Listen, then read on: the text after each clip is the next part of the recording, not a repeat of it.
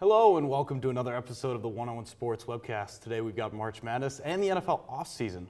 But first, we're kicking things off with some Champion League soccer. I'm joined now with our soccer expert, Jenny Berman, to talk about the four teams who are really favored to win the championship this year. We're going to start with Barcelona. Tell me how you think they're going to do. Well, Barcelona probably has the best chances of winning the Champions League. They're unbeaten so far in 2016. They're trying to set a record for an unbeaten streak in a single season. They have been just incredible this season with their MSN trio, which is Messi, Suarez, and Neymar, three of the best strikers in the game. They put up 33 goals from Messi, 37 from Suarez, and 27 from Neymar. And these guys just keep killing it. I mean, you can't stop them. If you have one player that they've beaten, if you can shut down one player, you still have two more to deal with, and they've got so much good talent. Arguably, those are three of the best players in the entire world, let alone at their position. Moving on, let's talk about Real Madrid. Real Madrid, see, I feel like they could, but I'm going to say no, they can't win the Champions League. They've been a soap opera lately, and that's not even an exaggeration. They've had Cristiano Ronaldo say that they would be better if they had a team full of players just as good as him, which is something you can't say about your teammates. You hear every week a new rumor about somebody who's unhappy there. This week it's James Rodriguez, their really great midfielder, and you just can't have an unhappy team playing like that. They're not going to be able to get the results they're looking for as an unhappy team. I just can't see them doing it. No, and we've seen this before with Ronaldo. Just this giant ego that takes away from the rest of his team. And it's really unfortunate to see because he's such a talented player. Exactly. Moving on, let's talk about Paris Saint-Germain, PSG.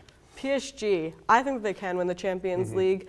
A lot of people, the detractors, are saying that one of the things that's their main selling point is that they dominated their French domestic league, Ligue 1, and they won the title weeks ahead and wrapped that thing up. But I think that they're still a great team. They've got players like Zlatan Ibrahimovic, who it's probably his last year there, and now they've got the championship in their own league wrapped up. They can focus only on the Champions League. And while there may not be as much competition in France alone, they're still a great team. They've got players like Edinson Cavani, Angel Di Maria. They're a great team overall, and they're going to be focused on the Champions League now. They don't have to worry about winning in France. Yeah, you could definitely argue that this is the best team that they've fielded in years and the best shot they've had to win the championship in recent years. But to close us out, let's talk about Bayern Munich. It's going to sound like a cop-out, but I think that maybe they could win the Champions League. Okay, explain. And I have a reason for that. They kind of seem like two different teams at times. Starting at the beginning of the season, they seemed unstoppable. They had incredible players. Robert Lewandowski was putting up goals all the time. But they've kind of shown that they can lack effort at times. They played a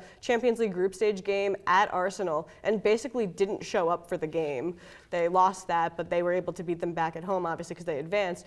But the thing is that you can't have performances like that. They did something similar again against Juventus in the last match that they had in the Champions League, where they managed to come back with a miracle 4 goals after going down 2-0. But that's just not going to work against the best teams in the world.